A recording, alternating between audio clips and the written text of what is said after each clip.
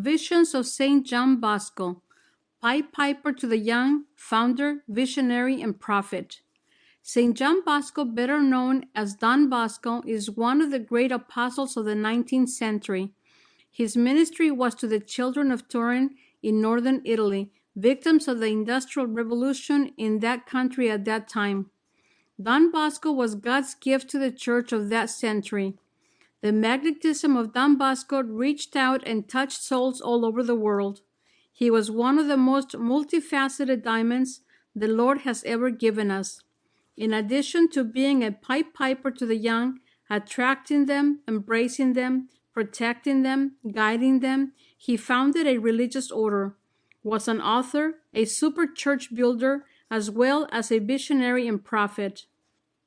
While there are so many cuts in the diamond we call St. John Bosco, so many aspects of the life and ministry of St. John Bosco that we could write about, we want to limit ourselves in this book to his visions and dreams, his prophecies of heaven, hell, and purgatory.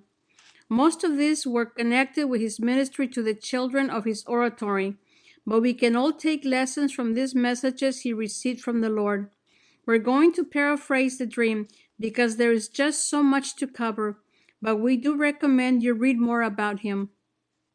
At first, I was hesitant about giving these dreams the importance they deserved. I often regarded them as mere flights of fancy. As I was narrating these dreams and predicting deaths and other future events, several times I wondered if I had rightly understood things, and I became fearful that what I said might actually be untrue.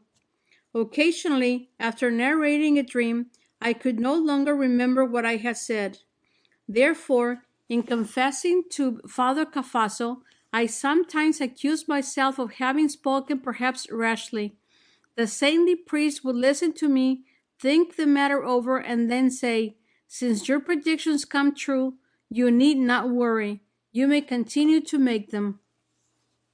Don Bosco had a monumental task in governing, teaching, and spiritually directing hundreds of boys at any time, plus running a religious order and directing his brothers and priests. Therefore, we believe that most of the dreams, visions, and prophecies given to Don Bosco were in the form of teachings from the Lord, which he could pass on to his children and his community. For that reason, we're not going to limit our writing to his dreams of heaven, hell, and purgatory, but also to his dreams of judgment, which contained a great many teachings for his young charges. One thing we have to understand about the dreams, visions, and prophecies of Don Bosco is that most of them were for his people of his time. As he progressed in his life and ministry, dreams, visions, and prophecies of his younger years became part of the history of the community, and new dreams, visions, and prophecies were eagerly anticipated.